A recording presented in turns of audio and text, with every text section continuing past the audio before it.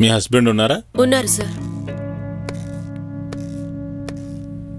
Mister Nanda,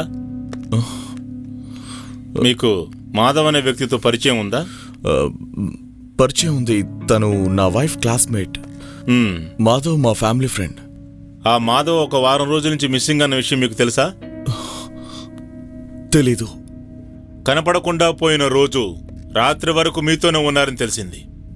కానీ ఆ రోజు రాత్రే నేను మాధవ్ని పడవలో డ్రాప్ చేశాను. ఆ తర్వాత తనకేమైంది? ఆ విషయం తెలుసుకోవడానికే నేనొచ్చాను.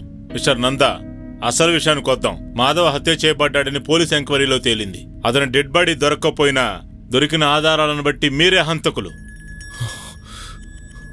అంటే వాణ్ణి నేనే చంపాడంటున్నారా? మీరెందుకు అంత టెన్షన్ అవుతున్నారు? మీరు చంపారని నేను చెప్పానా? ఒకవేళ మీ భార్య హత్య చేసి ఉండొచ్చు. ఎందుకంటే మాజీ ప్రియుడు చేసే బ్లాక్మెయిల్ తట్టుకోలేక ఈమె ఆ హత్య చేసిందేమో. మాజీ ప్రియుడా? మీరేమంటున్నారు ఇన్స్పెక్టర్?